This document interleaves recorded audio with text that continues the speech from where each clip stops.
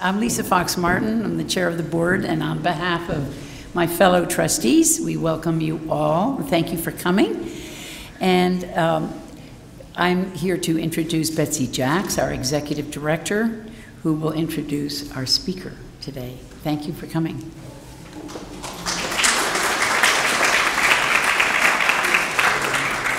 Hi, everyone. Thank you all for coming. So the next time that we are going to be in this room, there will be paintings on these walls by Sanford Gifford. So April 30th, we'll have our opening. I hope you all will come back for that happy occasion. So I'd like to thank David and Laura Gray for sponsoring our Sunday Salon series this year. This is our last of the 4 of the series, and we're ending with a trip overseas. It's bringing back very fond memories of my stays in Florence. So our speaker today is an independent art historian as well as collector and authority on American artists in 19th century Italy. So what a great field to study. I think I should start over and pick that as my specialty. In addition to their work on Thomas Cole, they were curators of a wonderful exhibition at the Munson Williams Proctor, John and his wife Mary, together. We're lucky to have them both here today. The curators of a wonderful exhibition at the Munson Williams Proctor Institute in 2009, and the authors of the accompanying catalog on James Freeman, who has many parallels to Cole, another American painter who could not resist the call of Italy. And they also were co-authors of the catalog and exhibition America's Rome, Artists in the Eternal City at the Fenimore, Sculptors, Painters, and Italy, Italian influence on 19th century American art. You see a theme developing here. And then Crossings, Ponti sull'Atlantico, Testi in ricordo di Regina Soria. See, I need to go back. And as impressive as all of these books and exhibitions are, I think that they're part of their history that really illustrates their character the most and passions is they collected a large quantity of artists' letters and donated them to the archives of American art. Now, isn't that a special thing? So, as someone who always delves into the letters myself, I know how critical they are to understanding what was happening at the time. So we're just thrilled to death they could come today. Thank you both, and please welcome John McGuigan.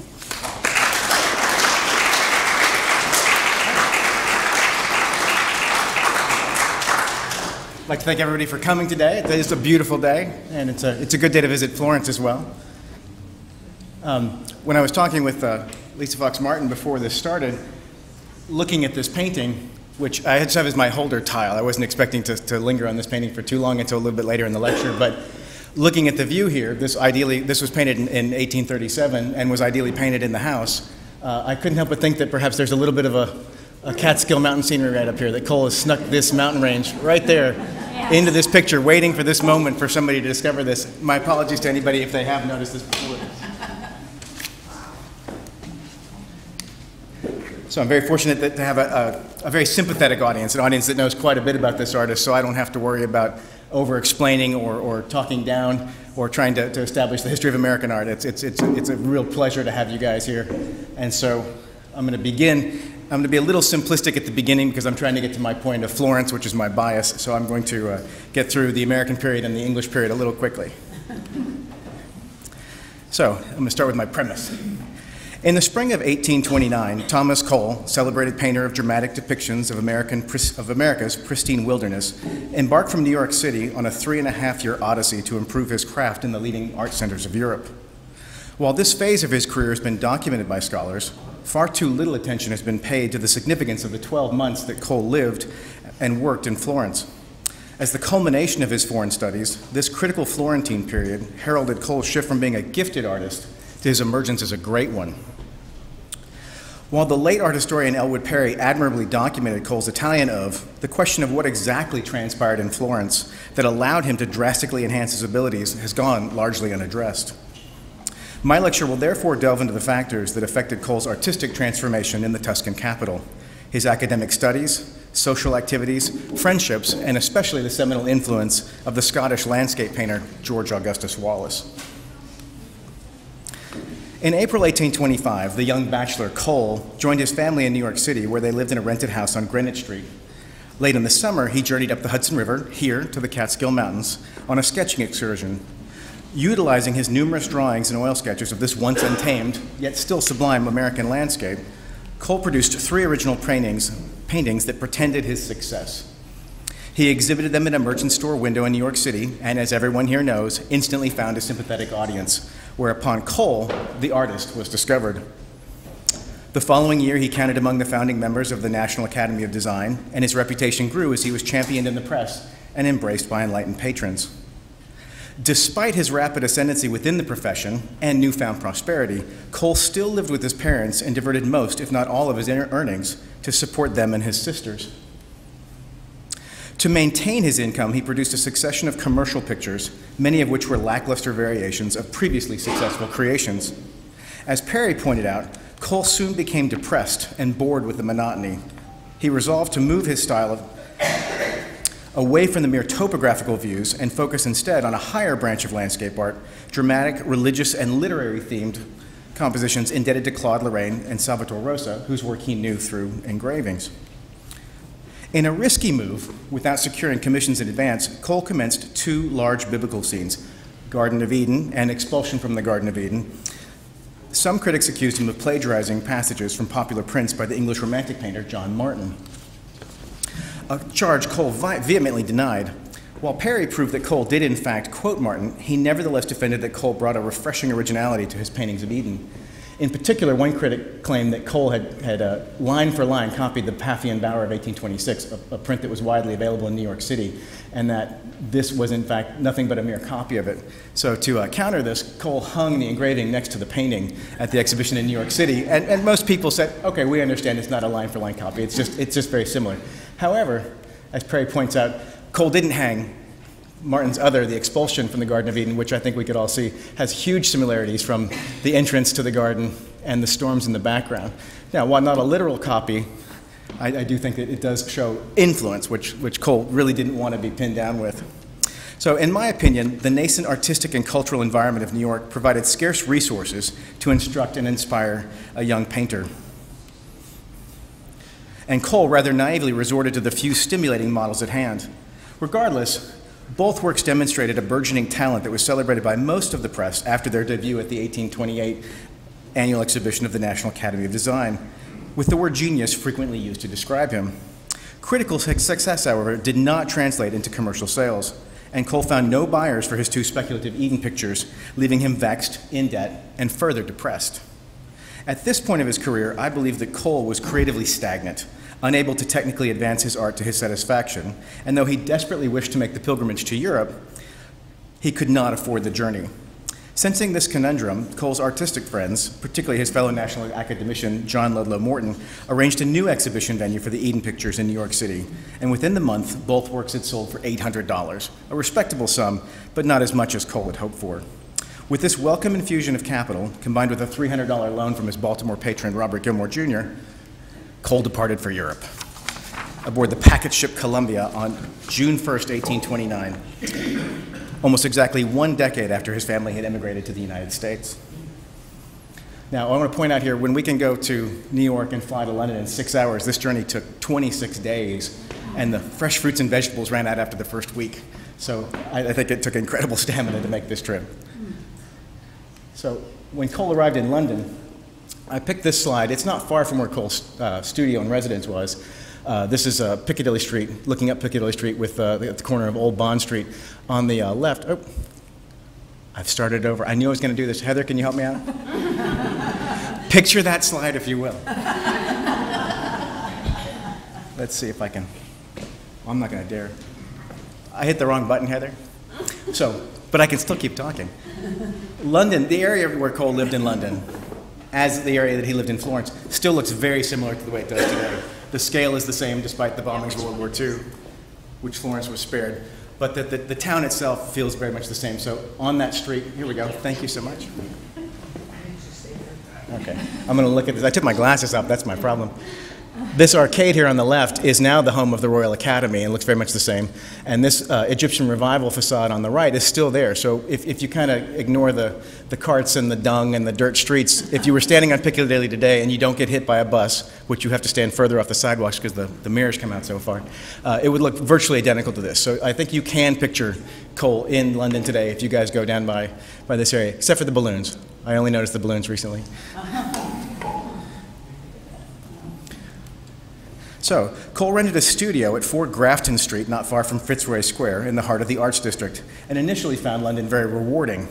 Informing his parents, "I think I shall improve very fast here, having the advantage of seeing so many fine pictures, both ancient and modern." Cole arrived in London in time to see the 1829 annual exhibition of the Royal Academy, then quartered in Somerset Street. This experience, which surely must have been overwhelming, gave him a thorough introduction to contemporary British art and taste. So this is an interior from 20 years earlier of the Royal Academy. And what's important to remember here is that the highest branches of the art at this point in time were history painting, allegory, religious painting. Landscape was at the bottom of the totem pole. Nobody regarded it that much. Turner and Constable did have their followers, but the people who got hung on the line, the most prominent places, these were all important paintings, and this is what Cole was aspiring to. And for those people who didn't follow this, who were still academicians or got hung, they were skied. They were put way up high up here. And so I think this gives a really good sense of what the exhibition would have felt like for Cole to see it.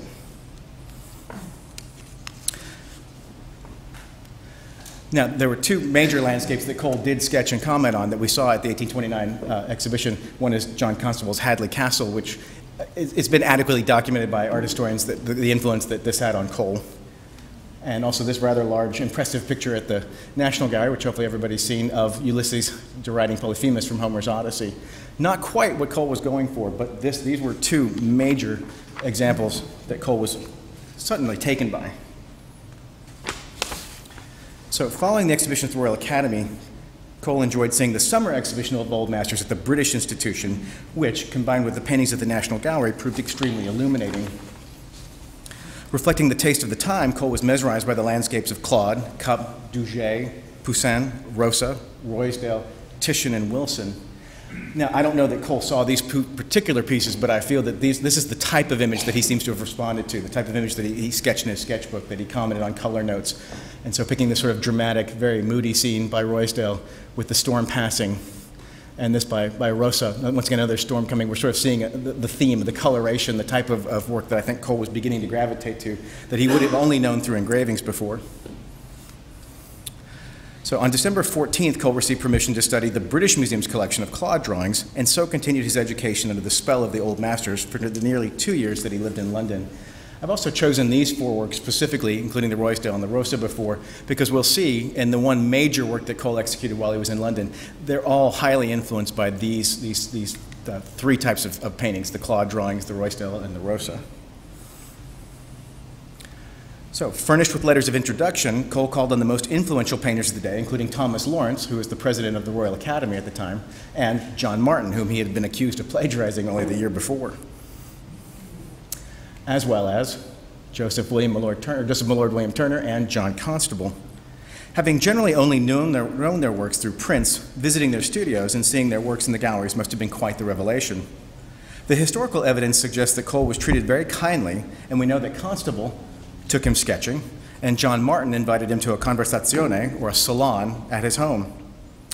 Cole had particularly admired Turner's early prints and had been advised by friends and patrons to carefully study the artist, but on seeing his latest paintings in person, Cole judged them splendid combinations of color when it is considered separately from the subject, but they are destitute of all appearance of solidity. Every object appears transparent or soft. They look as though they were made of confectionery sugar candy jellies. And I think this sorely bears that out. We are used to Turner's late work today because it presaged modernism. It gives us impressionism. It gives us the work that we know today. But at this time, it was fairly revolutionary. One of the things that I'll delve into a little bit further on, but this is the elevation of the oil sketch to fine art. This is taking something that's an intimate experience from something done in nature and making it much, much larger on scale, something that the Impressionists did as well. But this was not Cole's taste. Cole did not think that the oil sketch was high art. That was something personal for the studio. It was an aide de memoire. It's how you worked your paintings up from, but not in this sense. But I also find this is a rather interesting, this is a Waterloo Bridge, but you see the pollution belching out of the smokestacks and the fog and the smog. And then while it's fairly colorful and interesting, I don't know that I would call it sugar jellies, but it gives you a sense that London was kind of a grimy place at this time. Hopefully everybody's seen Mr. Turner with Timothy Spall. Ultimately, Cole appears to have been treated cordially in London, but did not receive his desired recognition as a great talent, and therefore, with hurt feelings, he felt terribly underappreciated. Cole sullenly remembered, "I did not find England so delightful as I anticipated. The gloom of the climate, the coldness of the artists, together with the kind of art then in fashion, threw a tone of melancholy over my mind that lasted for months. I found myself a nameless, noteless individual in the midst of an immense, selfish multitude. My own works, and myself most likely, had nothing to interest them sufficiently to excite attention." So I definitely think he was feeling sore feelings here. To be fair, this was partially Cole's fault for surrounding himself with established, successful artists who had little concern for the enthusiasms and curiosity for learning that so formed the very nature of a student.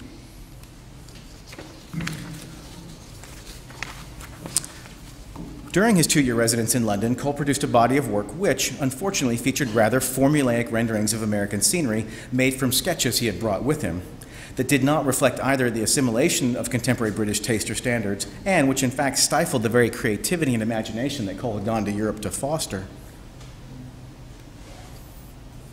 Bitter disappointment followed when 8 paintings Cole exhibited at prominent London venues were poorly received. He complained that the pictures I sent for 2 seasons, both to the Royal Academy and to the British Institution, were without exception hung in the worst place. Yet he ultimately conceded that his paintings were skied, the term for hanging them so high they were difficult, if not impossible, to see, because they were subjects, as he realized, generally American, the very worst that could have been shown in London.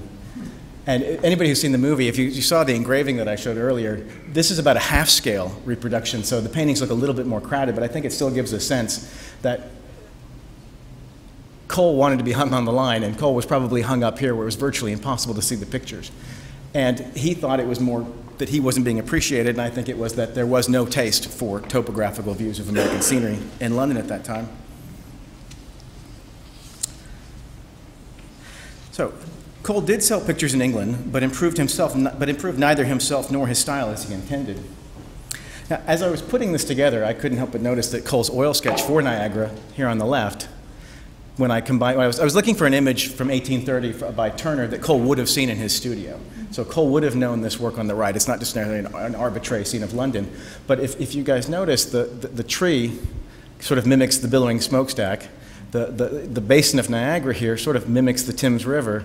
There's a lot going on, and it's interesting to speculate. I think Cole painted this picture before he saw Turner's work, but Cole is one step away from adopting a Turner style if he only elevated his oil sketch to a higher level, much like how they found a wine press at Pompeii, that if it only had movable type, the Romans would have had newsprint and could have disseminated throughout the empire. There's just that one step. But Cole, once again, did not regard this as high art. In fact, I think he looked down on Turner and Constable's work as elevating, being too sketchy, elevating the oil sketch beyond what he wanted. He was a strict traditionalist, and I think that this is just not where he wanted to go. So rather than admit that he had not matured as an artist, Cole lashed out, and I do find this a bit as a crying child, which I find uncomfortable for Cole because I admire him so much. He told a reporter, painting has become too much of an art. A piece is praised or blamed more for what would be termed the technical beauties or defects in its execution, rather than for its conception or design. In other words, Cole wants to be appreciated for the concept of his paintings, but he's not necessarily technically capable of executing them up to his designs, and he was called out for it. Dejectedly, Cole wrote to his family of his frustration and the likelihood that he would return home soon, another victim of the callous London art world. Although he teetered on the brink of failure, Cole was truly a gifted artist who only needed the right circumstances to give him the proper tools to excel in his craft. Fortunately, Cole did not concede defeat, but realized his shortcomings and returned to his studio with vigor. On March 17, 1831, he wrote to his sister Sarah, I have sent 2 pictures to the exhibition of the British Society for Artists, one of them a storm, the grandest picture perhaps I have painted. Indeed, in Tornado in the Wilderness, Cole made a giant technical leap to produce a remarkable work, brilliantly colored, dramatically themed, and full of force. Exactly the type of picture he should have attempted earlier in London. For all of its skill of execution and strength of composition, however, the painting shows little evidence of the qualities that would distinguish Cole's mature style. And it is rather a mannered synthesis of Claude, Rosa, and Ruysdael, the slides that I showed you earlier. He was certainly on the right track, but London no longer afforded him advancement, and therefore with optimism and renewed confidence, Cole departed for Florence on May 4th. Arriving in the Tuscan capital at the end of May, Cole rented rooms at 4488 Via Valfonda, behind the Basilica of Santa Maria Novella. So if anybody's been to Florence, and I hope most of you have, the train station today is behind this church of Santa Maria Novella. But this street behind the church is the Via Valfonda. So Cole's studio and apartments were in one of these buildings, along with Horatio Greenough. And it still looks very much the same today. When I first went to Florence, this was a parking lot, and now they've cleared it out again. So it still looks very similar, with the obelisks, with the little turtles that they're resting on. So I feel that Florence, as we said with London, still very much looks the same as it was in Cole's day. Of his lodgings, Cole related to his parents, "My painting room is delightfully situated. My bedroom is neat, and over my bed is a small picture covered with an embroidered curtain. It is the true image of the Madonna of comfort." However, Cole soon grew dissatisfied with these cramped quarters, as his friend, the Washington, D.C. painter, John Krantz, reported on June 30th that Cole was busy that evening moving into his new rooms. Presumably, Cole had, by necessity, lived frugally in the expensive metropolis of London, and so he must have been delighted to discover Florence's affordability. His new residence in the Casa dei Frati, a palazzo adjacent to the Giardino dei Semplici on the Via San Sebastiano, was more centrally located and long favored by artists. This piazza as well, the Piazza della Santissima Annunziata in Florence, looks virtually identical to this today, if you're lucky not to see it under scaffolding. This is the Ospedale of the Innocents, and if anybody's seen the movie Tea with Mussolini, which is one of the best movies ever set in Florence, this is one of the settings. It's the orphanage where the young boy is raised. But this building right here, where the arch is, this is the Casa dei Frati. This is where Cole lived for the rest of the year. And behind there are the public Botanical Gardens of Florence, which you can still see to this day. It's very centrally located, and later I'll go over a map to kind of take you guys through the city. The main writer, Nathaniel Parker Willis, who occupied the same suite of rooms after Cole, marveled, "One lodges like a prince in Florence and pays like a beggar. My chamber is as large as a ballroom, although my furniture is not quite upon the same scale. I have a clean snow-white bed, a calico-covered sofa, and chairs and tables enough, with pictures 3 deep from the floor to the wall." The apartment was located on the piano nobile, or the second floor, which had the largest rooms and highest ceilings. Willis continued, "The room looks out upon the garden belonging to the house, which extends to the eastern wall of the city. Beyond that lies one of the sweetest views in the world, the ascending amphitheater of hills, into whose lap lies Florence, with the tall eminence of Fiesole in the distance." I believe this is virtually the identical view that Cole sketched from his window, although he appears to be down on the river. But here you see the amphitheater of hills that Willis was talking about, with Fiesole in the distance and the Arno, and this would be a favorite spot, as we're going to see, for Cole. "For all of this," Willis explained, "I pay $3 a month, and for just $1 more, lamps, boots, and service are provided by a dark-eyed landlady of 35 who mends my gloves and pays me 2 visits a day." As Willis had mentioned, and Cole had a similar quote, but I thought Willis's was a little stronger, you can see the gardens of the Casa dei Frati, and here you can see Cole has written rows of vines. So the other view that he had from his room over the garden with the Duomo in the background. Amid this inexpensive splendor, Cole sought out his old friend from New York, the sculptor Horatio Greenough, who gladly acted as his cicerone, or guide. As the head of the American art colony at Florence, Greenough introduced Cole into a tight-knit group of American painters studying there, including his 2 brothers, John and Henry Greenough, as well as the painter John Christopher Gore, John Krantz, and later Andrew Ritchie and Francis Alexander. As the antithesis of London, Cole finally discovered in the intoxicating climate of Tuscany what he had been lacking, namely a peer group with the same enthusiasms, ambitions, and desires to build upon their rudimentary American training. At this point in time, also, Greenough began sculpting Cole's bust, which I hope everybody's seen at the Wadsworth Athenaeum, although the last couple of times I've been, it's been in storage, unfortunately. Horatio Greenough was responsible more than anyone else for persuading Cole to aspire beyond landscape painting and study from the live model, a facet of training that had not been available to the artist in America or taken advantage of in London. Cole was soon introduced to two of the most prominent Italian artists then working in Tuscany, Pietro Benvenuti, who was the head of the Accademia delle Belle Arti, and Giuseppe Bezzuoli, who would soon become Cole's drawing instructor. Horatio Greenough, writing to the noted American novelist James Fenimore Cooper on December 17, 1831, presaged that Cole was going to be a great artist. I shall always be very proud of having induced him to study the figure. I knew by his pale face and eternal sighing that mere landscape of any class was too small a ball for his caliber. As evidence of this, Greenough offered that Cole was studying the figure with astonishing success. Throughout Cole's tenure in Italy, Greenough, an established artist and respected connoisseur, provided valuable advice and criticism for his works, thus helping guide his friend's growth as an artist. Once Cole engaged Bezzuoli as his drawing master, the self-taught artist began to relearn the fundamentals of draftsmanship from the acknowledged virtuoso. The first step involved faithfully copying prints and drawings, both landscape and anatomical. I've selected two sheets here as very typical of what Bezzuoli would have given Cole. One is the little Apollo in the Uffizi Gallery, and the other is more of a drapery study of an apostle or a figure from a biblical scene, an Old Testament scene. Cole would have taken these sheets and had to master them, bringing them back to his drawings master before he'd be given another sheet. And this is something that is fundamental. Almost all artists do it. As an anecdote, John Krantz, who we're going to learn a little bit more after this, John Krantz got bored with this. He just wanted to start painting in oil. He didn't want this, and he quit. And we all know who John Krantz is today.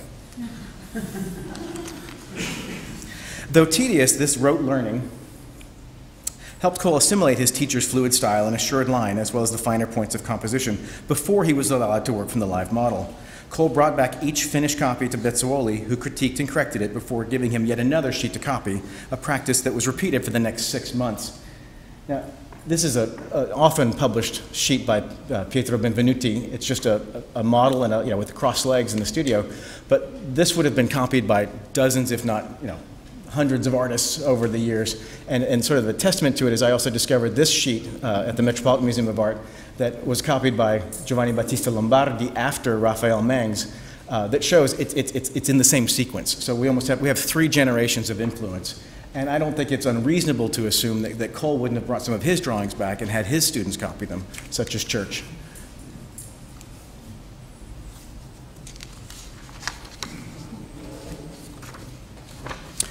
We're fortunate to know a great deal about Cole's life in Florence from multiple sources, including John Cranch's unpublished journal, Henry Greenough, Horatio's brother, his Romana Cleft, Ernest Carroll, or Artist Life in Italy, and Nathaniel Parker Willis's travel book, Pencilings by the Way, all of which permit us to reconstruct much of what his daily routine was like.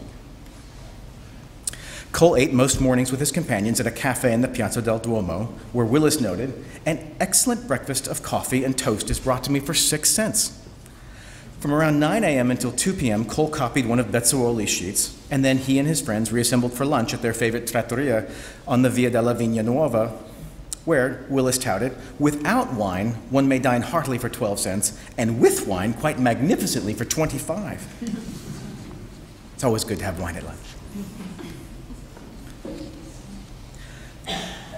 In the afternoon, while others copied paintings in the galleries or worked from the live model, Cole made sketches around the city and then returned to his studio to paint original compositions, evidently a reprieve specially granted him by Bezzuoli, but not routinely allowed most pupils. Cole's first production, based on one of his recent drawings, Sunset on the Arno, was, according to Krantz, a very pretty thing which he did when he first came to Florence, just to get his hand in. This charming picture, one he replicated many times throughout his career, debuted at the August exhibition of the Accademia, where Horatio Greenough proudly reported that the Grand Duke expressed himself highly pleased with this small picture of the Arno. Finally, Cole had been recognized by somebody important, the ruler of Tuscany, and it pleased him immensely. I think this is what Cole was looking for almost his entire career, somebody important to tell him he was a great painter. one of the things in putting this together, I couldn't help, as I looked at this more and more, and it's a painting I've known for 30 years, and there are multiple versions. The original version is at the Montclair Art Museum, but it's quite small and in very poor condition, and they never display it. I haven't ever seen it reproduced. So this later version from Worcester is a little bit different. It doesn't quite have the sunset effect. But as I was looking at this, I was once again struck that the similarities between the view just behind us and this painting. It's the way Cole has assimilated it, that by looking at the Arno, Cole then looked at Catskill Creek the same way, or maybe vice versa, since he came here before he went. But it sort of shows a formula.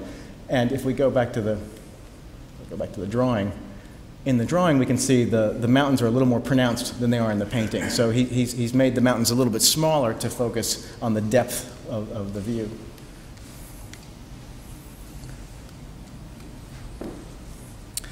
Most artists ended their studies just before sundown, when the light became insufficient to work by, with informal visits to their friends' studios. Krantz often described this typical routine, and here's one example. Went to walk about an hour with Horatio and Mr. Cole, a pleasant walk and pleasant companions. We sat a while on the bridge and smoked a cigar, and went to the cafe and took some lemonade. The Cafe Doni, which we can see in the slide from the 30s, was here. It's no longer there, but it's almost a character in the movie Tea with Mussolini. They spend quite a bit of time in here. Is now reproduced over here. This is closer to when Cole's time was there. The Cafe Doni, the true center of artistic life in Florence, was the gathering place of most foreign artists and intellectuals. Henry Greenough brilliantly captured the Doni's aura in his novel Ernest Carroll, describing it as a crowded room redolent of coffee, hot punch, and cigars, where three sides of the apartment were decorated by large mirrors. Under them ran a continuous line of divans or cushioned seats, in front of which were oblong marble tables. The seats were supplied by movable stools. Small round tables with marble tops were gathered together in the center. Greenough appreciated that the locals were certainly a very polite people, as they refrained from coming to our table, having observed that at this hour it is usually occupied by a set of foreigners, mostly artists, and we now call this Artists' Corner. So you can imagine, these are the center tables he's discussing in the middle of the room, so where these grand tourists are. This was basically where Cole spent every evening, probably 2 or 3 hours, talking and discussing art, the lofty ideals of the student where everybody thinks they have an important idea. But certainly for Cole, the most fascinating and significant denizen of the Cafe Doni was the septuagenarian Scottish painter George Augustus Wallace. Wallace had lived in Florence since 1817 and had exerted enormous influence on all the young American artists. Henry Greenough portrayed him in his novel Ernest Carroll as an eccentric and amusing artist prone to exaggeration. Describing him as quite a character, Wallace was a rich Old English painter who had a very fine art collection. Wallace, he explained, has lived so long in Italy that he is quite denationalized. He is constantly railing at the English and praising the Italians. Cole, whose recent time in London remained somewhat of a sore subject, found a ready ally and supporter in Wallace. Their fellowship is well documented by Krantz's journal, as he often saw Cole and Wallace together at the Doni, recording in detail one interesting meeting. Met Mr. Cole and Horatio with Mr. Wallace, very much amused and delighted by Mr. Wallace's conversation, talked of the state of the fine arts and of the artists of England, blew them up sky high, spoke of their exhibitions, their tawdry pictures, etc. Wallace was much more than an unconventional and wealthy old man. In truth, he was generally esteemed, always commanded high prices for his paintings, and had been a professor at the Academia since 1818. Wallace made most of his money by dealing in pictures and lived lavishly in a magnificent palazzo where his art collection boasted works by Leonardo, Raphael, Veronese, Correggio, and Giorgione. He was an avid open-air painter who worked his sketches into large, dramatic, allegorical, and mythological landscapes, and as his biographer Monica von Wild appropriately described, his influential style bridged the gap between neoclassicism and romanticism. Krantz described a visit to the Scott studio on November 20th when he went to see Mr. Cole, and with him to see Mr. Wallace. I was on the whole much pleased with Mr. Wallace's landscape. Fine composition, good deal of imagination, tastes, and feeling. One of the problems, it's difficult to completely flesh out this relationship with Wallace because so few of his paintings are known. He is one of those 19th century artists that has been completely forgotten. Most of his work was held in German museums and the work was either dissipated, sold off, or lost.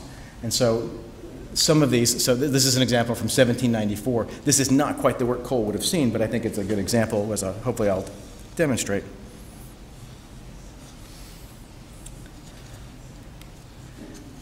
Departing the heady social environment of the Café Doni, Cole and his friends often strolled down the Lung Arno to the Cascine before retiring to their rooms to talk, read aloud, sing, or play music.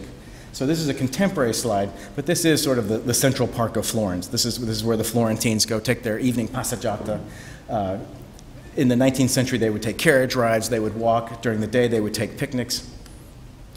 And you can see in Cole's painting here, this is the area. This is the Cascine.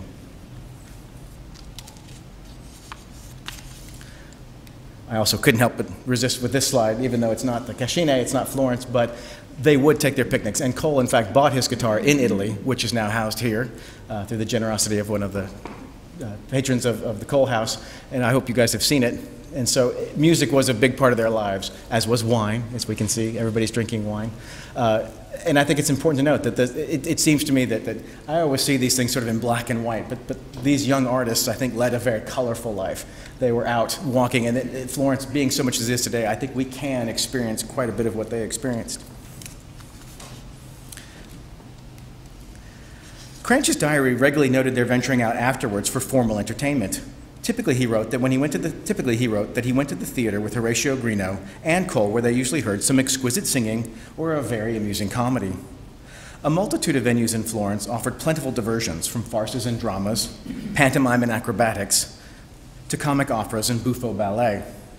On their meager budgets, students were typically relegated to the crowded multitude, as Krantz noted, in the pit, suffocated with the heat, while wealthy Florentines and foreigners maintained luxury boxes above. So I couldn't find an interior of any of the theaters of Florence, but in this, the Teatro della Pergola, you could see this would be the area where Cole and his friends, along with most of the common Florentines, would come to see the opera, while the wealthier would maintain boxes above. Cole did often, I would say often, 2 or 3 times, was invited up into the boxes by wealthy patrons. So this is sort of the environment where you can picture Cole most evenings while we're watching television. Cole was at the opera. Cole and his colleagues were privileged to live in Florence, the birthplace of modern opera, when some of the greatest works of the bel canto repertoire were first performed at the Teatro della Pergola and the Teatro Alfieri, soon after successful premieres in Paris or Milan. The Americans feasted on a steady diet of Rossini, beginning with Semiramide in August, William Tell in October, and The Barber of Seville in November. The following April, they savored Donizetti's lyric opera, Anne Boleyn, and his first major success that had opened in Milan only a year and a half earlier. Then there was Bellini's The Capulets and the Montagues, based on Shakespeare's Romeo and Juliet. At another Bellini opera, Krantz enthused, "The music is very sweet and full of sensibility, very different from Rossini, which is rich and brilliant. The composer was present in one of the boxes in the last act, and the audience gave him a tremendous cheering. He responded with a graceful bow and then retired within the box so that he could not be seen." Various accounts of Cole's sojourn in Florence suggest that he trekked to numerous churches and chapels to examine frescoes and altarpieces, and made long sketching excursions to nearby villages. He and his colleagues repeatedly visited the Palazzo Pitti and the Galleria Uffizi. This is my favorite Zoffany painting of the Tribunati Uffizi, and it still looks very much like this, but they don't let you in there anymore. So while this didn't happen all at once, these are various vignettes that took place over time. Zoffany's grouped it all together, but it gives you a sense of the artists who had a little more freedom in the museum to sketch and almost take things off the wall if they wanted to examine various objects that are all found in the Uffizi. While we do see works by, say, Raphael and Van Dyck and Titian, the one thing I found interesting is there's not a single landscape in here, and that's Cole's branch. Another place that Cole, I think, spent quite a bit of time is La Specola, the Museum of Zoology and Natural History. And very few people have been there. It still exists in Florence, and it is untouched. It still looks exactly like it did in Cole's day. Unlike the bodies exhibition that tours the country right now, they aren't real bodies, but they are exact wax replicas, and it's not for the weak of stomach. There are some very fascinating things. This was the most tepid slide I could find because I figured you all had just eaten lunch. But you see the severed head or the muscular structures, and so this was while at the Ospedale, which was right across the piazza from Cole's residence, artists could go study from cadavers there.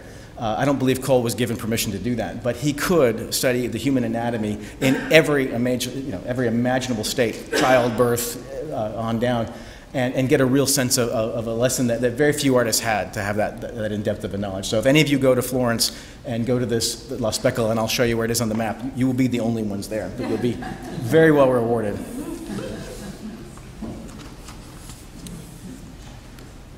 So I thought this would be a good time to take you through Florence. So to orient you, here's the train station for Florence. So most people that come in, if you don't come in by car, you come into the train station, and right in front of the train station is Santa Maria Novella, where Cole had his first apartments.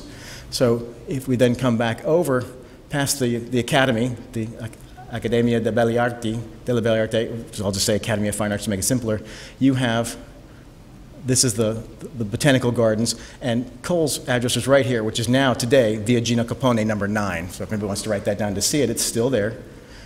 Then if Cole came slightly down here, here's the Teatro della Pergola, or if we kind of jump all the way down to the river, here's the Uffizi. The Bargello is right here. And then if we come around the other side, here's the Palazzo Strozzi, which was not necessarily part of Cole's life, but that's where wonderful exhibitions are held today. They recently did a Sargent and Impressionism exhibition last year that was really fabulous. And then if we come down close to the river, here on the Via Tornabuoni, that's where the Caffè Doni was. So this is basically Cole's circle. This is his arc. Oh, at least I didn't get rid of it. And I'm going to switch my pen real quick, because my green, there we go. So crossing, this is the Ponte Vecchio. If we cross over, we see here's the Pitti Palace and the Boboli Gardens. And if you go just a little further down, here's the Specola. So it's in a very quiet neighborhood of Florence. I think you'll be rewarded if you get as fed up with the tourists as I do.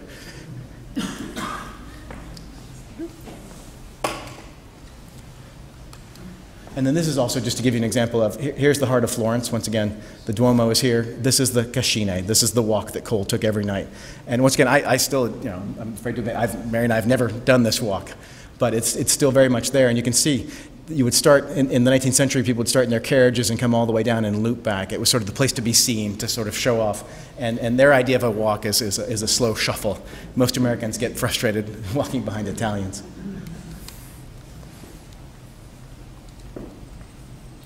Various accounts of Cole's sojourn in Florence suggest that he trekked, I've already read that part, sorry.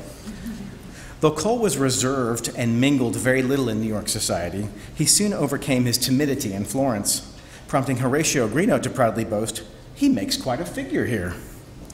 Cole even entered the prestigious circle of Mrs. Andrei, likely the widow of the sculptor Giovanni Andrei, who Thomas Jefferson had hired to work at the U.S. Capitol in 1806. As Krantz noted one evening, Cole came in and went with me to Mrs. Andrei's conversazione. Some pretty girls there. Spent a pleasant time, music, singing, and talking. For these ambitious young American bachelors, such gatherings offered more than just a chance to flirt with beautiful young women. They presented the opportunity to polish their manners and conversational skills beyond the bohemian banter of the studio or cafe.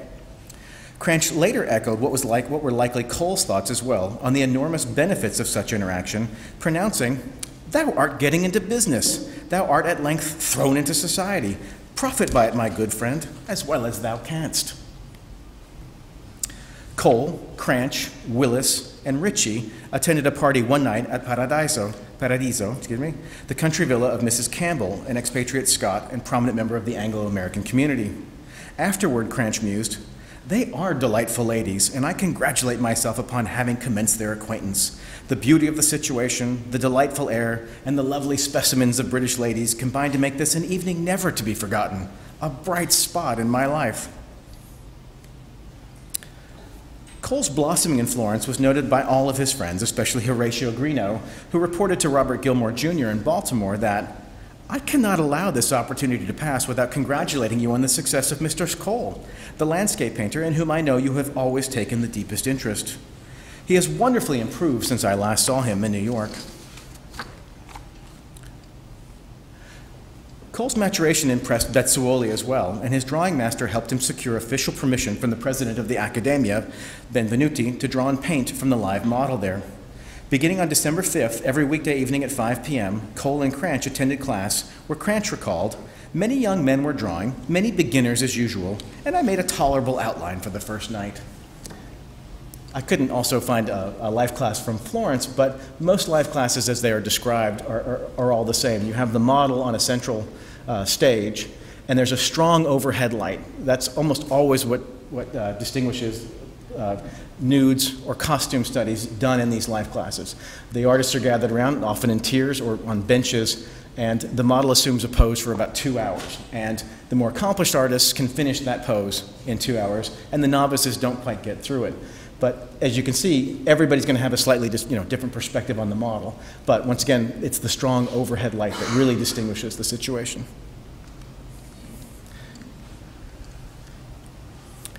These two as well, this is Pietro Benvenuti on the left and Horatio Grino on the right. I tend to think that Horatio Grino is better, but that's my bias. Give you a sense of they're not just studying anatomy, they're not just trying to work out the human form, they're also studying attitudes, poses that they'll incorporate into paintings, whether taken from classical antiquity or from old master paintings, whether they're quotes. Oftentimes the artists themselves could choose the pose of the model for the night, or it was suggested by the head of the academy. Most of Cole's life studies made under Benvenuti's direction display his rapid development in depicting the human form.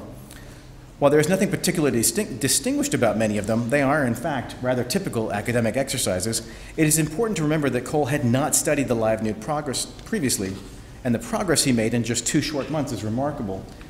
As I said before, you can see on the left, it's fairly ambitious. I think the shading in the chiaroscuro is quite well done, but Cole didn't have time to finish the left leg or the left arm.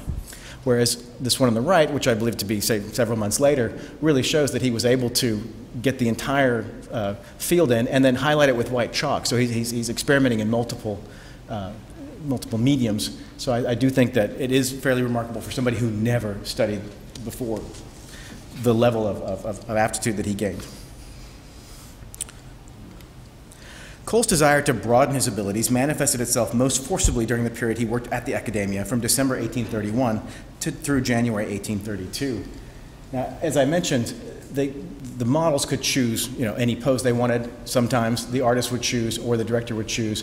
And this is just an example to show you a Bezzuoli oil sketch with Cole's standing male nude figure. I had to adopt the titles that Detroit gave them, which aren't always the best to go with. But the model will just go to a bin and pick a prop. So you can see here it's a club. So now it's a primitive man. And Cole didn't necessarily have the dynamic pose that Bezzuoli's did. But one of the things that Cole began to realize as he was working on these pieces is that he could adopt them into his paintings. And so I think that Cole began to realize that these were going to be valuable tools for the rest of his career. This is another example, I think, on the left where Cole is still a beginner because he wasn't able to quite finish the figure, but you can see where he outlined in pencil the various aspects of the limbs and then focused mostly on the torso and the head in order to get the attitude. This figure on the left, I think, is also a nude study, but Cole added the loincloth because he planned to work it into a painting, which we'll see a little bit later. This is another great example of a life school, but this shows you that this is not the beginners, this is the advanced class. So you have established artists working on pictures that they've adapted into something more than just a life model, into something allegorical. You also have a sculptor over here with his modeling stand. And so these were not just places for students to go. They were usually established artists as well. So one evening, after finishing with Cole at the Academia, Krantz returned to his studio, where he was suddenly motivated to work out an original design for the death of Abel. One can reasonably surmise that the evening's model had assumed the lifeless pose of the slain shepherd, and Krantz was inspired to use his sketch as the basis for a finished painting. If so, it is surely no coincidence that the first figural composition Cole attempted in his studio was also the dead Abel. Several art historians have attempted to speculate on the various historical sources that might have inspired Cole's choice of subject. However, the probability exists that Cole was simply pragmatic and adapted his sketch of the life school model's attitude to create this powerful painting. And as I said before, one of the dead giveaways of any life class is the strong overhead light. And as you can see on Cole's dead Abel here at Albany, there is a light source directly reflecting on him that is not apparent anywhere in the painting. So that's how we know that Cole is reusing that. And I just put Bezzuoli's. There were way too many good images to pick for this comparison, so I just chose these two.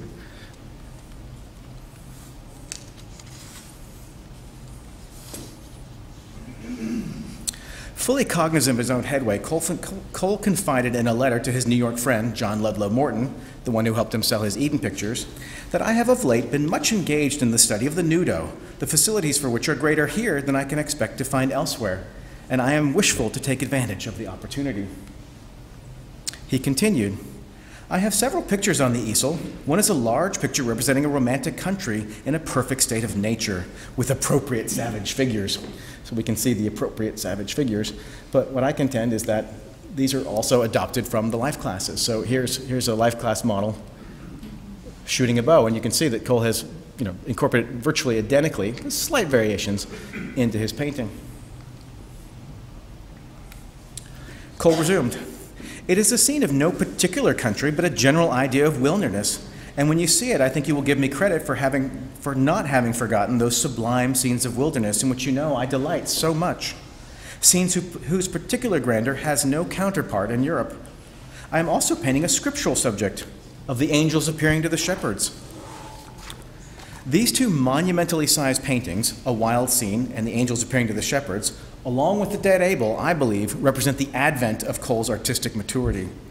In them, he finally evinced a thorough command of all the key elements of design, color, balanced composition, and technique mastered in Florence. Horatio Greenough understood the true significance of the first two works, explaining to James Fenimore Cooper, Cole has painted a glorious landscape during my absence of 6 feet by 4 feet, and is now painting a composition of the angel appearing to the shepherds in which the figures are principal.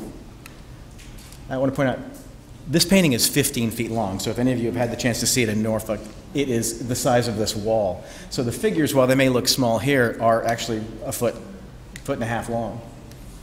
So as Greenough pointed out, in which the figures are principal. So you can see, here is another one of Cole's life studies. You can see, once again, the strong overhead light hitting the model from above, and he's just assumed a prostrate position. I would imagine if I were the model that night, that's the position I would want to hold. Not something really crazy. And so you can see here where Cole has literally incorporated it, just simply putting the loincloth on. And then here as well, the shepherd, these sketches are known at Detroit as well. But what's also interesting here is I showed you earlier sort of kneeling shepherd with the loincloth. Cole substituted that, which we'll see from this drawing. He substituted this figure for this recumbent figure, and I suspect that this is based on a river god he saw in Rome, or perhaps one of the figures on the Elgin marbles at the British Museum. But you can see more clearly here how he's outlined it as the nude and then just slightly sketched in the clothing. In another letter to the painter Samuel F.B. Morse, Greenough proclaimed, he is just finishing a very fine landscape, has made astonishing progress in the figure, and has the best possible spirit as to art and a due sense of what must be done. So clearly, I think we can safely say that in Florence, Cole found a cure for his depression. While Cole scholars have convincingly proved the artist's indebtedness to both Claude and Rosa, I would argue that an equal share of the credit for these two pictures, especially A Wild Scene, should go to George Augustus Wallace.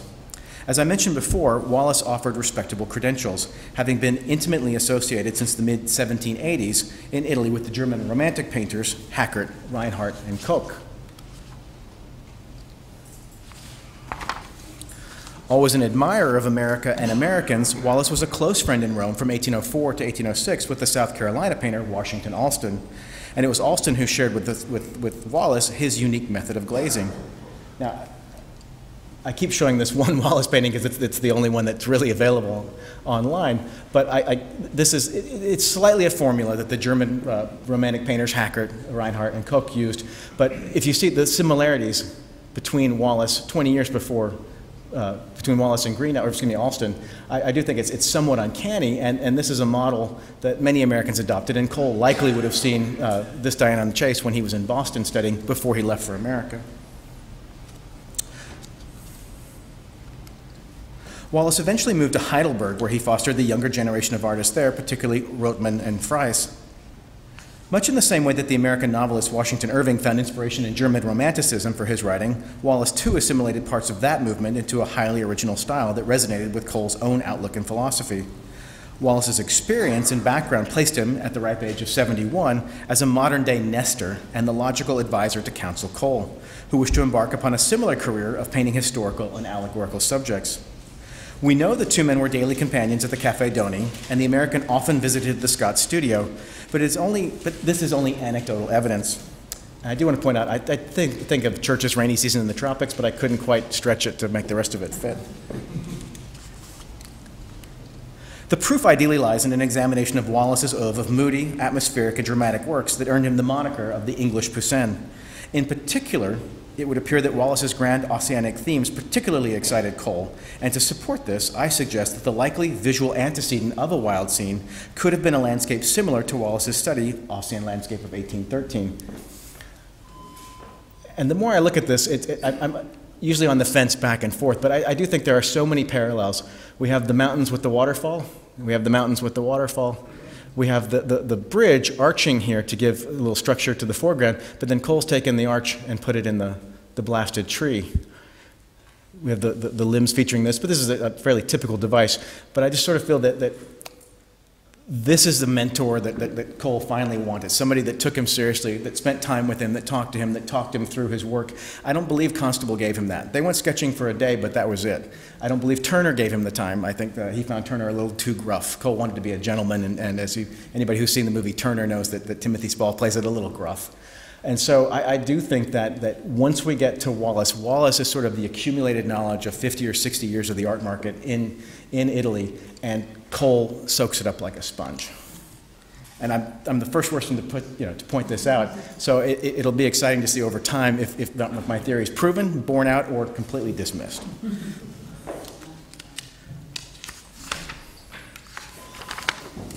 It is certainly not by chance. Actually, before I go to that, this is another example, going back to, once again, Landscape Near Rome, which I've now shown you 3 or 4 times.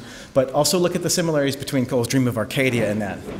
Once again, I think it's a formula. It's a typical Germanic landscape representation. But if you look closely enough, I think the similarities show that Cole was highly influenced by at least this movement, something that really has not been too terribly acknowledged before. So it is certainly not by chance, then, that Cole's oeuvre from this point forward reflects Wallace's influence, and therefore delineates the final transformation of the apprentice and imitator into the master in full command of his facilities. A wild scene represents the purest emanation of Cole's romantic sensibility at this juncture, and, bolstered with pride by his extraordinary achievement, he shipped it to New York for exhibition at the National Academy of Design, where it was universally lauded. Because of his growing fame, Cole was receiving numerous orders for Roman subjects, and on February 3rd, 1832, he departed Florence for Rome for approximately 3 months. Despite the attractions of the galleries, churches, and monuments, Cole felt isolated from his close circle of Florentine friends and went unrecognized by the established lions of the Roman art world, just as he had in London. In this spirit, he confided to Horatio Greenough on February 16th, "I don't think I should like to reside in Rome long. Florence pleases me much more for a place of residence." Returning to the Tuscan capital on June 9th, Cole suddenly informed Krantz that he had to leave at once, prompting the latter man to lament, "It grieves me to the very soul to hear that Cole is going to America, owing to some domestic troubles. The sickness of his parents calls him home. He only stays here about 10 days or so." In reality,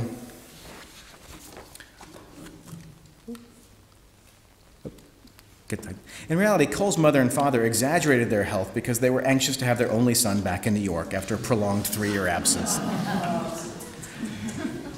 It seems that Cole sensed the ruse, and to appease them, he transferred all of his savings back home, except for what he needed to live on, and remained in Florence for another 4 months. What followed was truly magnificent. As Cole remembered, "I painted more pictures in 3 months than I have done in twice the time before or since. I was in the spirit of it, and it now grieves me that information of the sickness of my parents, with their desire for my return, should have broken in upon me." The work that Cole produced in his final 17 weeks in Florence is arguably some of the finest of his career, and we can only speculate what might have happened had he remained longer. Pictures such as Scene on the Mediterranean After a Shower, Aqueduct Near Rome at Washington University, the Cascatelli Tivoli looking towards Rome, and the view near Tivoli at the Met. In my opinion, this is one of Cole's finest pictures, but I'm biased because of the Italian aspect. So they all reflect confidence of imagination, skill of execution, and refinement of composition. They successfully combine all of his training influences, especially that of Wallace, in order to produce thoroughly compelling and sophisticated works. When Cole returned to the United States in November 1832, he was greeted with nearly universal acclaim. It is difficult to find a contemporary review critical of his Italian oeuvre. Oddly, though, after Cole's tragically early death in 1848, one close friend, the poet William Cullen Bryant, disparaged the painter's transformative experience in Italy in his widely distributed funeral oration. Bryant complained, "This change was generally remarked and regretted by many, who were half disposed to wish that the artist had never seen the galleries of Europe." In perpetuating Bryant's view, I believe many art historians have failed to realize that not only would Cole's respect most back. This is why editing is always so important. In perpetuating Bryant's view, I believe many art historians have failed to realize that not only would Cole's most respected works, such as his two series, The Course of Empire and The Voyage of Life, never have been realized without his European period, but the artist himself would have never returned to the simple topographical subjects that had originally left him depressed and unfulfilled. I believe that because of Cole's experiences in Florence, he is not merely regarded today as a significant American artist, but as one of the 19th century's greatest. Though Cole's first Italian period lasted only about 18 months, his intimate friend and first biographer, Louis le Grand Noble, correctly recognized that. Next to home itself, Florence was to Cole the happiest place in which he had ever lived. Its sweet-tempered, shining climate, its calm seclusion, its works of art, reflecting the truth and splendor of nature, made it, to use his own oft-repeated expression, the painter's paradise. So, thank you very much.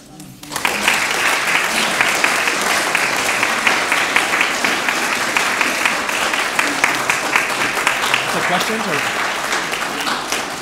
do we have time for questions?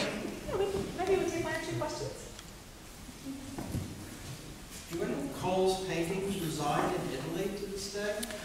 They do, specifically, no. I'm sure there are some oil sketches and things that are hidden. Rick Sharp could probably tell you a little bit about that. There was a Cole sketch that came up 4 or 5 years ago that came up on eBay in Italy, and they didn't know what it was, but some sharp-eyed American recognized it, and I believe it's now here in America. But there is one painting. It's very similar to the picture that was at the Corcoran, another tornado in the wilderness scene, except this is vertical, and it was in the palazzo in Florence that belonged to Francis Alexander. He had evidently made enough money. He stayed in Florence the rest of his life, and his daughter was Francesca Alexander, the famous artist, and that's still unlocated. So there is one masterpiece by Cole that is still in Florence, but no one's seen it, and it's never surfaced. Okay. Any other questions? Come on, I studied up on this. I thought you guys were going to test me. Christine? I have a question, John. I have a comment.